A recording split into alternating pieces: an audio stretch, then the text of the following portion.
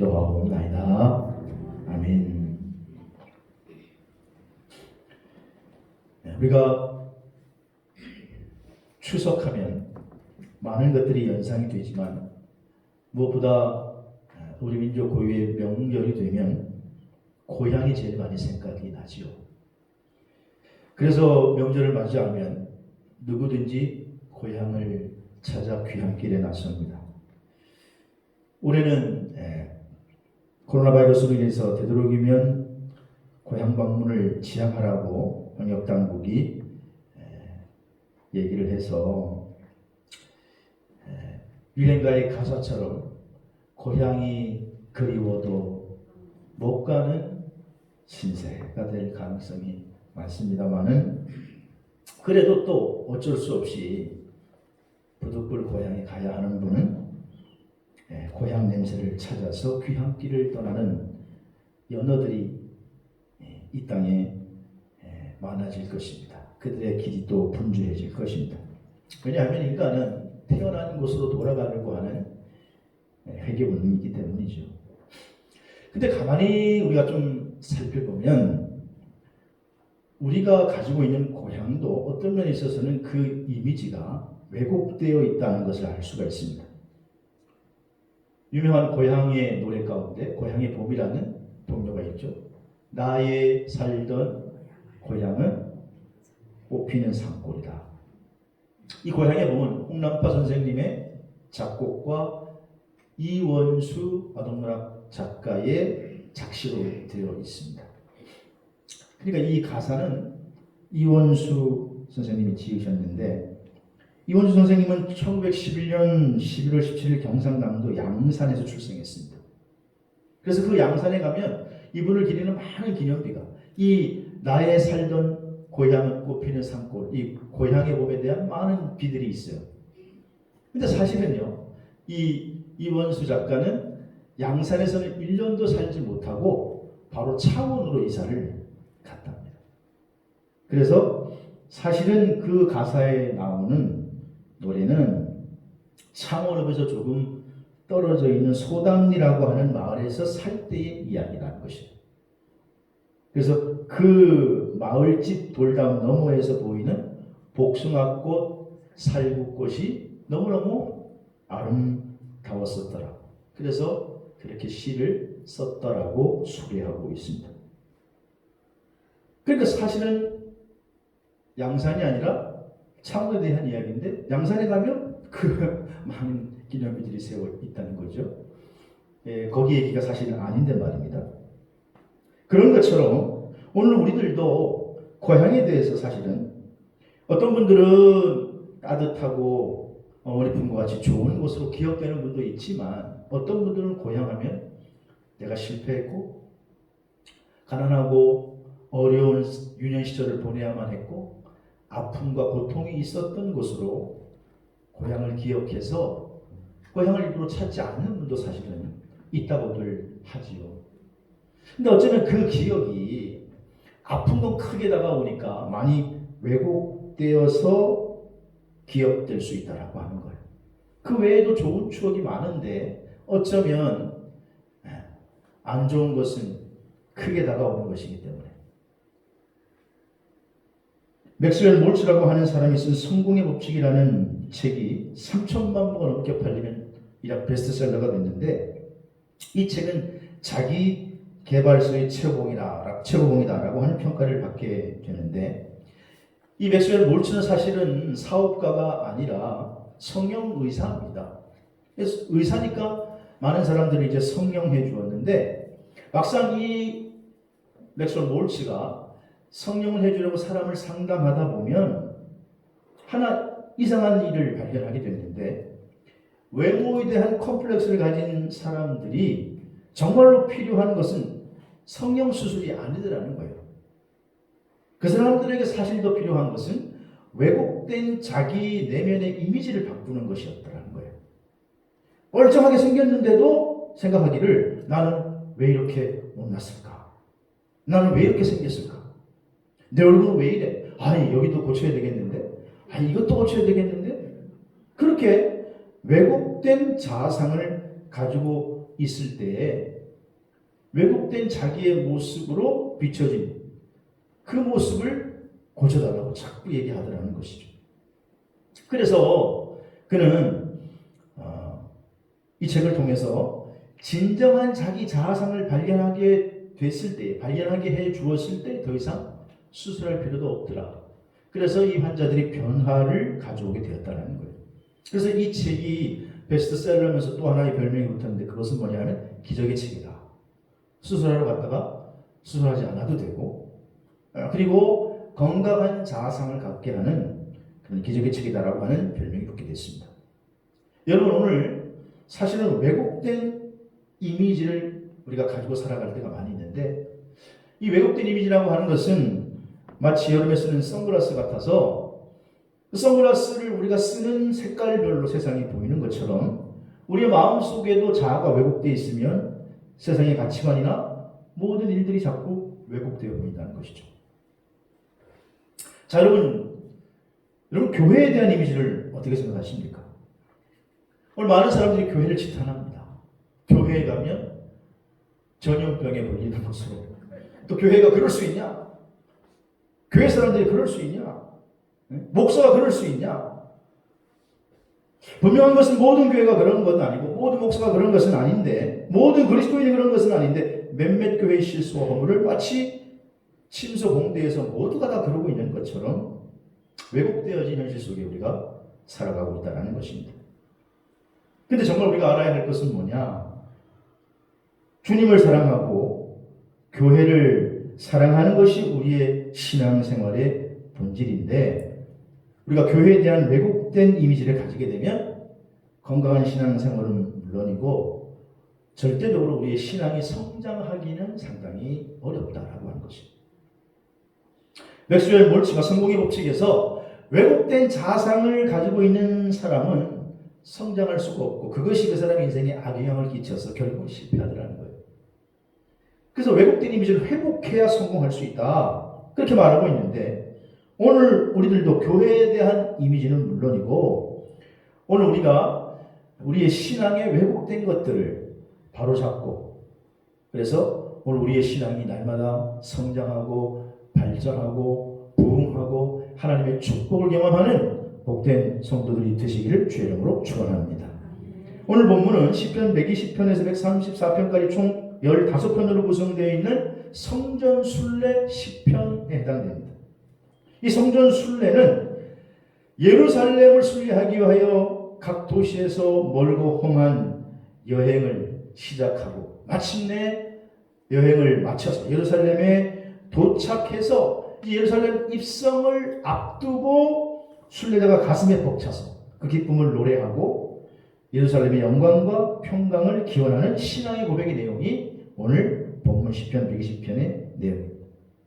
그래서 오늘 이 시편 122편은 예루살렘의 송가 혹은 도착하는 노래 이런 별명도 가지고 있습니다. 성서학자들은 오늘 본문의 저자인 다윗이 예루살렘을 정복하고 예루살렘을 이스라엘 수도로 삼고 언약궤를 이 시온산으로 안치한 후에 예루살렘의 영원한 영광을 소망하고 또 기대하면서 이 시를 썼다 그렇게 추측하고 있습니다.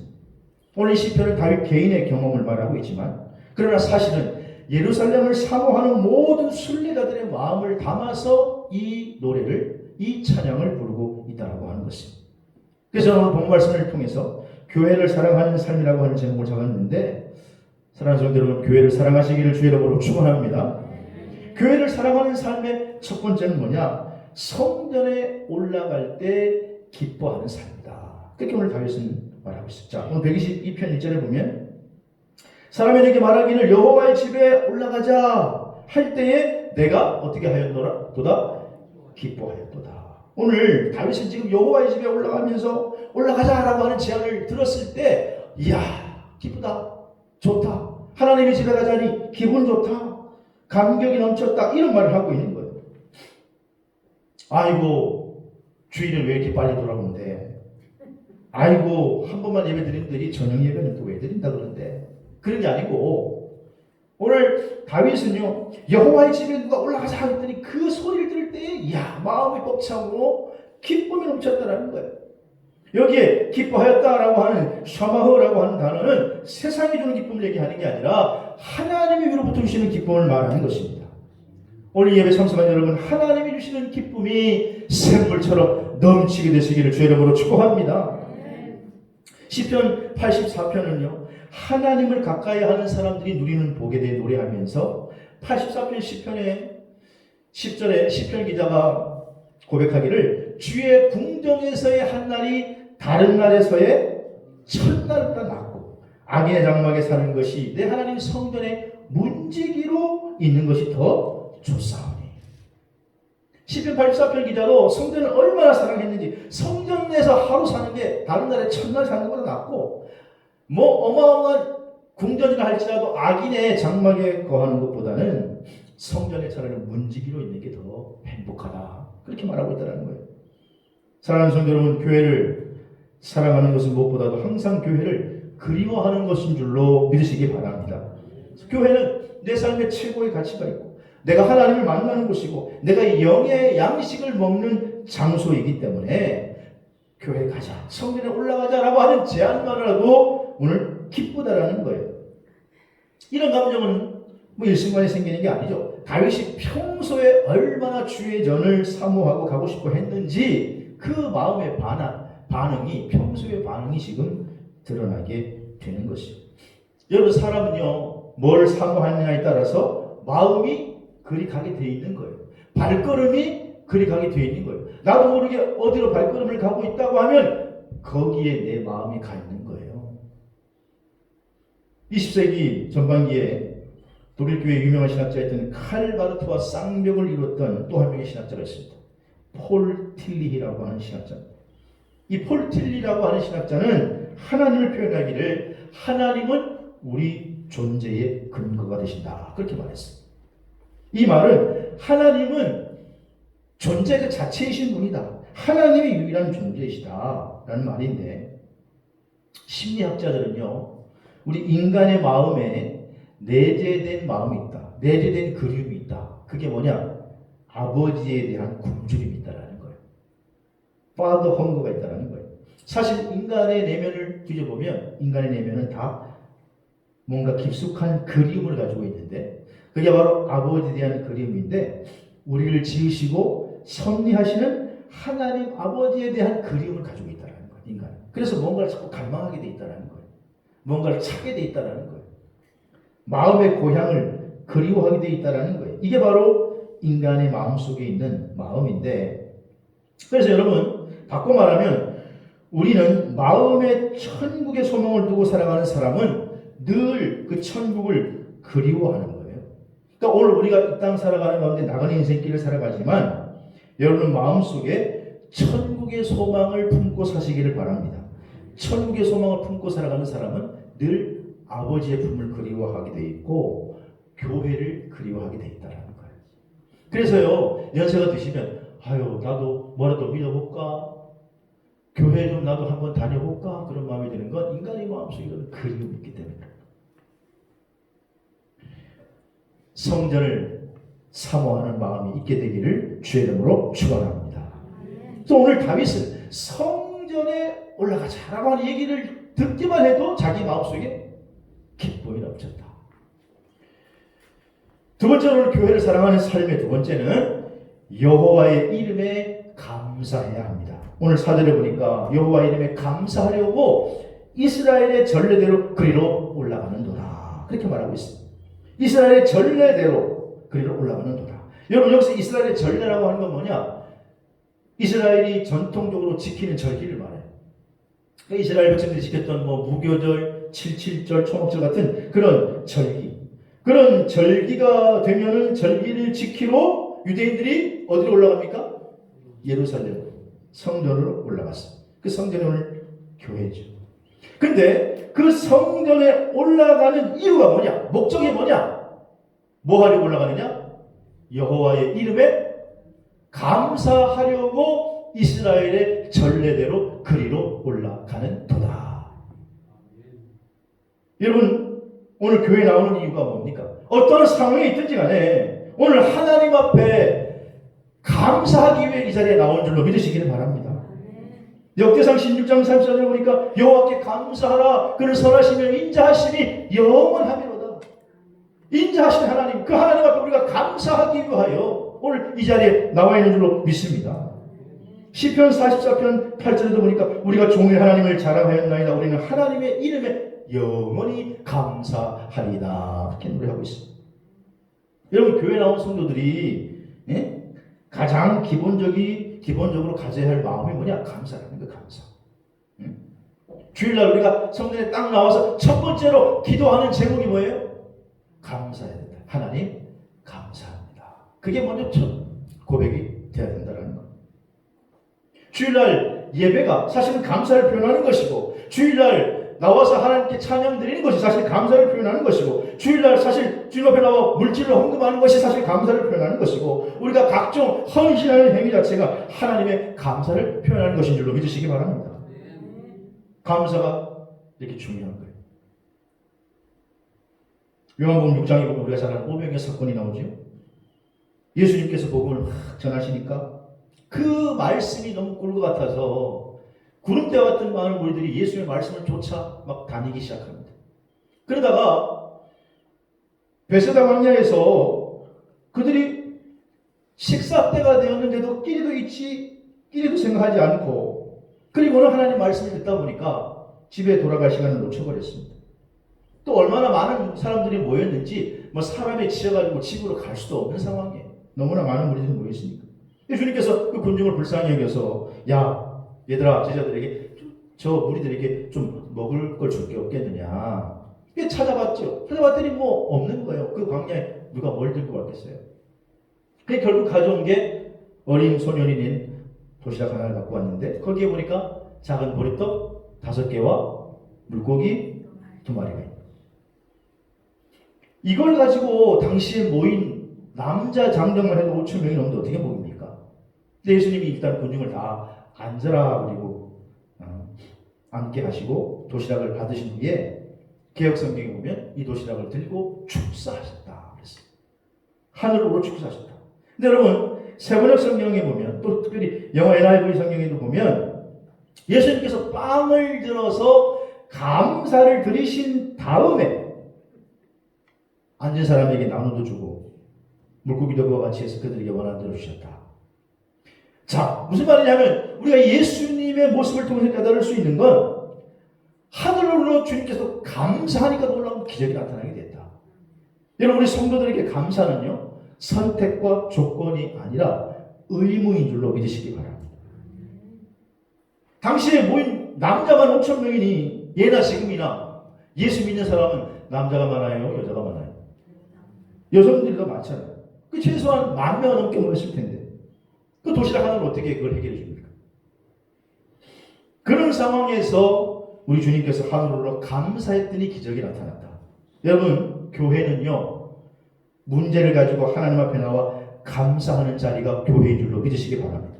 그럴 때, 감사할 때 내가 보기에는 불가능하고 내가 해결할 수 없는 문제인데도 하나님이 역사하시면 길을 잇게 되는 줄로 믿으시기 바랍니다. 탈무드 유명한 랍비 아카바라고 하는 이 랍비 아카바의 얘기가 나와요. 이 아카바가 먼 여행을 떠나게 됐는데 당나귀를 타고 집에서 기르던 강아지 한 마리를 끌고 작은 램프와 토라를 들고 여행을 떠났어요. 그래서 길을 가다가 밤이 되니까 더 이상 갈 수가 없어서 민가는 조금 떨어져 있지만 보니까 빈집 하나가 있어서 거기에 임시 숙소를 정하고 들어가 잠을 청하기로 했습니다. 잠을 정하다가 평상시 습관대로 토라를 좀 읽다가 자려고 램프에 불을 켰죠. 근데 갑자기 바람이 휘식 하고 불더니 램프가 푹 꺼지는 거예요. 다시 켜려고 해도 바람이 너무나 세게 불고 램프를 켤 수가 없고 보이도 않아서, 그래서 그가 토라를 읽으려고 하는데 왜 이러나, 이거 할 수 없이 그냥 잠을 청했어요. 잠을 청하는데 잠이 잘 오지 않는데 갑자기 강아지가 깨갱 그리는 소리가 들리지 않아요. 봤더니 시꺼먼 늑대가 강아지를 물고 가버린 거예요. 큰일 났다 싶어가지고 무슨 일인가 하고 다시 이제 램프를 들고 불을 켜서 그래서 나가봤는데, 글쎄 그 와중에 사자가 그냥 당나귀까지, 나귀를 끌고 간 짐을 싣고 온 당나귀까지 물어가 버리고 말았습니다. 아무것도 없어. 잠이 다 달아나고는 랍비가 하나님께, 하나님 나인데 왜 이러십니까? 후덜대면서 이게 웬일입니까? 아니 사자가 당나귀를 물어가지 않나? 예? 늑대가 이 개를 잡아먹지 않나? 마음속에 불편함이 많은 채로 끙끙대면서 하나님 이게 뭡니까? 이런데도 내가 여행을 계속 가야 됩니까? 그러면서 투덜투덜대면서 하여튼 한 잠도 못 이룬 채 하나님 원망하면서 아침에 깼어요. 그리고 이제 마을에 내려가 왔는데 마을에 갔더니 야단이 났어요. 간밤에 그 마을에 도적대가 침입해가지고 마을을 쑥대밭으로 남자들 다 죽이고 여자와 아이들은 다 포로로 약탈해가고 자기밖에 남자가 없는 거예요. 그 동네 같은 데. 그때 랍비 아키바가 무릎을 탁 치면서 깨달았다는 거예요. 아, 만약 도적대가 이 마을로 올 때 강아지가 살아서 지나가는 발작 그 말발구 소리를 듣고 멍멍 짖었다면은 자기는 잡혀 죽었을 거고, 램프를 켜고 있었다고 하면은 불이 있으니까 분명히 찾아와서 자기도 해를 가했을 거고, 또 그 나귀를 찾으려고 램프를 들고 갔을 때에 불이 왔다 갔다 하면 도둑대가 저거 뭐냐 그리고 찾아와서 자기 죽였을 텐데, 이제는 가만히 생각해 보니까 자기를 살리시려고 하는 놀라운 하나님의 은혜였다라는 거예요. 그래서 자기가 그렇게 된 것이 오히려 전화위복이 된 거예요. 여러분 내 생각에는 그게 망한 것 같고 그때는 이게 뭐야 라고 생각했는데 오히려 하나님께서 은혜를 베푸시려고 하는 오묘한 뜻이 숨겨져 있는 줄로 믿습니다. 그래서 우리는요 로마서 8장 28절 한번 같이 읽어봐요. 시작. 우리가 알거니와 하나님을 사랑하는 자 그의 뜻대로 부르심을 입은 자들에게는 모든 것이 합력하여 선을 이루느니라. 아멘. 여러분 이 말씀 믿으십니까? 난 이 말씀 믿습니다. 종종 경험했고 당장은 화처럼 보이는데 그게 나중에 하나님의 은혜와 섭리가 거기에 숨겨져 있더라고 하는 거예요. 그런 걸 우리의 삶 가운데는요 때로는 힘들고 어려운 일이 있어도 우리는 감사할 수 있는 줄로 믿습니다. 우리 그리스도인들에게 있어서 그래서 감사는 선택이 아니라 의무예요. 오늘 교회에 왜 나오느냐? 감사하기 위해서 나오는 줄로 믿습니다. 어느 글에 보니까 이런 글을 적어놨어요. 그러니까 감사, 그럼에도 감사, 그럴수록 감사, 그것까지 감사. 한번 말해봐요. 시작. 그럴 줄 알았어요. 감사해요. 그래야지 설교할 사람이 맞더라지. 그러니까 감사, 그럴수록 감사, 그럼에도 감사, 그것까지 감사. 범사에 감사하시기를 주의 이름으로 축원합니다. 오늘 다윗이 왜 지금 예루살렘 성전에 올라가느냐? 하나님께 감사하고 올라가는 거예요. 이번 명절에도 여러분 힘들고 어려운 일이 있어도 감사하시기를 바랍니다. 감사가 체질화 되어야 되는 거예요. 교회를 사랑하는 삶의 세 번째는 예루살렘의 평안을 구해야 한다. 교회를 사랑하는 사람은요 항상 예루살렘의 평안을 구한다는 거예요. 오늘 6절에 보니까 예루살렘을 위하여 평안을 구하라. 예루살렘을 사랑하는 자는 형통하리로다. 오늘 본문 6절에서 9절까지 다윗은 지금 예루살렘의 평안을 구하는 기도의 내용이에요. 여기 구하라라고 하는 쉐알루라고 하는 단어는 매우 간절한 소망을 나타낼 때 쓰는 단어예요. 형식적으로가 아니라 진심으로 나는 평안을 구합니다. 진심으로 안녕을 바랍니다. 진심으로 교회를 사랑하는 마음. 여러분 교회가 평안하다고 하면 내가 십자가를 져서라도 교회가 평안할 수 있다고 하면 십자가를 질 수 있는 사람이 정말 주님을 사랑하는 사람이요 교회를 사랑하는 사람인 줄로 믿습니다. 부활하신 주님께서 첫 번째 제자들에게 나타나셔서 하신 말이 뭐예요? 요한복음 20장 20절에 보면 예수께서 이르시되 너희에게 평강이 있을지어다. 평안이 중요한 거예요. 마태복음 10장 12절을 보니까 또 너희가 누구 집에 들어가든지 뭐 하기를 빌라? 평안하기를. 여러분 우리가 성도들 집에 방문하기도 하고 또 집사님 권사님 집에 방문하기도 하고 또 직분자들이 또 초신자의 집에 방문하기도 할 때 뭘 기도해야 될지 막 모르고 막막할 때 제일 좋은 기도가 뭐냐? 그 집을 평안하기를 빌어주는 게 제일 좋은 기도인 줄로 믿으시기 바랍니다. 하나님 이 집에 평안이 있게 해주십시오. 이 가정에 평안이 있게 해주십시오. 어디를 가든지 평안을 잃지 않게 주시옵소서. 평안이 매는 줄로 하나가 되는 게 중요하다. 분명히 우리가 알아야 할 것은 지금도 여러분 문제가 하나도 없는 교회는 없어요. 다만 문제를 잘 해결하는 좋은 교회가 있을 뿐이지. 사도행전 6장에 보면 오늘날 교회의 모델이 되는 초대교회 예루살렘 교회의 모습이 나옵니다. 거기에 보면 사도들이 친히 다스리는 교회, 모델이 되는 교회. 그러면 그런 교회는 문제가 없어야 되는 게 당연한 것 같은데 그 교회에도 문제가 생겨요, 안 생겨요? 생깁니다. 구제하는, 과부들을 구제하는 문제로 문제가 생겨요. 그 예루살렘 교회는 크게 두 파가 있었는데 하나는 히브리파, 하나는 헬라파. 우리식으로 쉽게 얘기하면 하나는 본토파, 하나는 외지에서 들어온 객지파. 하나는 본토파, 하나는 객지파. 그런 거예요. 그런데 구제의 사역 중에 헬라파 과부들을, 객지파 과부들 몇 명을 빠뜨린 거예요, 실수로. 그러니까 이 일로 헬라파 그리스도인들이 히브리파를 원망하면서 들고 일어나는 거예요. 야, 왜 우리는 빠뜨리냐 말이에요. 응? 그래서 예루살렘 교회가 위기를 맞고 시끄럽게 된 거예요. 그때 사도들이 내린 결정이 뭐냐? 사도행전 6장 3절에 보니까 형제들아 너희 가운데 성령과 지혜가 충만하여 칭찬받는 사람 몇 명을? 7명을 택하라. 그래서 그때 집사님이 세워진 거예요. 여러분 아시는 것처럼 예루살렘 교회 구성원들은 다 사도들 대부분이 갈릴리 출신이에요. 히브리파. 그런데 그때 세우기, 7집사를 세우기를 다 무슨 파를 세워요? 헬라파를 세워요. 헬라 사람들을 세워요. 그래가지고 히브리파와 헬라파가 균형을 이루니까 교회가 다시 평안해졌더라. 사도들이 그때 누구의 잘잘못을 따지지 않았어요. 자기들이 고난이 많다고 자기 뜻대로 하지 않았어요. 어느 한쪽에 치우치지도 않았어요. 그러면서 그들의 관심은 오직 교회의 평안에 있었는 줄로 믿습니다. 그러면 교회를 사랑하는 방법이 뭐냐? 교회의 평안을 위해서 기도하시기를 바랍니다.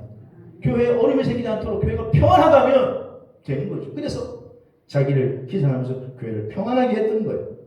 여러분, 편안과 평안은 비슷한 단어예요. 편안은 편하고 걱정이 없는 걸 편안이라고 하고, 평안은 또 마음의 걱정이나 탈이 없는 마음의 상태를 평안이라고 해요. 둘 다 좋은 뜻이죠. 근데 이 좋은 두 단어가 누구에게 적용하느냐에 따라서 전혀 다른 마법의 단어가 될 수 있어요. 편안과 평안이 그 두 단어 앞에 나를 붙이면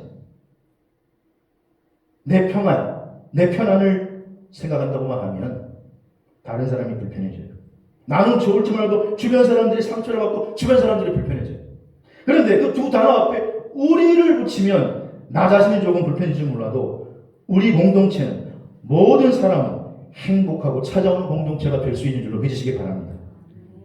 그래서 가정에서도 나는 좀 불편해도 남편은 내가 좀 불편해도 내 아내가 편하다고 한다면 내 아내가 좀 불편해도 내 남편이 편하다고 한다면 그러면 평안할 수가 있는 거예요. 우리의 신앙생활은요 뭐냐 하면 편안과 평안 앞에 교회를 붙이는 거예요. 그래서 교회가 편안하고 교회가 평안할 수 있다고 한다면 내 욕심과 내 이익을 십자가 앞에 내려놓고 교회의 평안을 추구하는 게 바른 신앙생활인 줄로 믿으시기 바랍니다. 요즘은 어른이나 애나 제가 보기엔 어른들도 마찬가지죠. 너무 개인주의적인 성향이 너무 강해졌어요. 그래서 나만 생각하는 내 중심의 문화, 개인주의적인 성향이 서구문 한데 이제는 우리나라 문화처럼 완전히 잡고 말았어. 여러분 그러나 우리 모두를 위해서 예수님께서는 자신의 목숨까지 내어주신 줄로 믿습니다. 나의 작은 것 하나 좀 포기하지 못하고 아둥바둥거리는 삶 가운데 교회를 사랑하는 방법은요 모두가 평안하는 방법을 택하는 거예요. 그러니까 평안과 평안 앞에 교회를 붙이는 거예요. 교회. 오늘 본문의 주인공 다윗은요 일평생 전쟁터에서 살았습니다. 전쟁터에 많은 시간을 보냈어요. 근데 그는 밖에 나가 있더라도 그는 예루살렘 성전을 생각하며 예루살렘의 평안을 빌던 사람이었어요. 오늘날 예루살렘은 교회를 말합니다. 그래서 6절에 다윗은 뭐라고 얘기하느냐? 예루살렘을 위하여 평안을 구하라. 예루살렘을 사랑하는 자는 뭐하리로다? 형통하리로다. 할렐루야. 여러분 교회는 신앙생활과 떨어질 수 없는 것이에요. 왜냐? 교회는 하나님 말씀이 있는 것이고 하나님 임재가 있는 것이고 하나님 말씀을 듣는 것이고 우리 그리스도인들의 교제를 나누는 것이 교회인 줄로 믿습니다. 근데 교회에 전부 천사들만 모여있는 건 아니에요. 그렇잖아요. 오직에서 우리 주님께서도 내가 의인을 부르는 것이 아니라 죄인을 불러 회개케 왔다. 교회는요, 죄인들이 모여서 예수님을 닮아가는 것이 교회인 줄로 믿습니다. 그래서 교회 안에는 예수님 비슷한 성도도 있지만 또 정반대 사람들도 있어요. 근데 우리가 자꾸 믿음의 대상을 예수님으로 삼아야 사람으로 삼으면 상처받는 거예요. 시험당하는 거예요. 사람은요, 사랑의 대상이지 믿음의 대상은 아니에요. 물론 목사도 마찬가지고 장로님도 마찬가지고 교회 모든 성도들도 마찬가지고. 사랑하는 성도 여러분, 우리의 신앙생활은 평안 앞에 교회를 붙이는 신앙생활이 되어야 될 줄로 믿습니다. 말씀을 정리하면 여러분 일평생 신앙생활하면서 교회를 사랑하시기를 바랍니다. 교회를 사랑하는 삶은 교회를 사모하는 것이고 교회에 나와서 하나님께 감사하는 것이고 교회의 평안을 비는 것입니다. 여러분 이번 명절에도 여러분 가정에 평안이 흘러넘치시기를 바라고 그 평안을 누구보다 나누어주는 복된 성도들이 되시기를 주의 이름으로 축원합니다. 이 말씀 생각하면서 찬양 듣는 예언을 드리겠습니다. 나의 피난처 예수.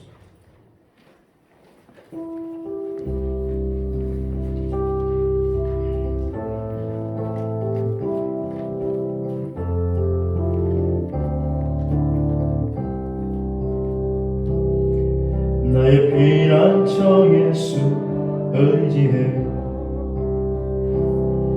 나의 피난처 예수 의지해요. 나의 가는 길에 거센 바람 몰아쳐와도 나의 피난처 예수 의지해요. 나를 영원히 주님 사랑해.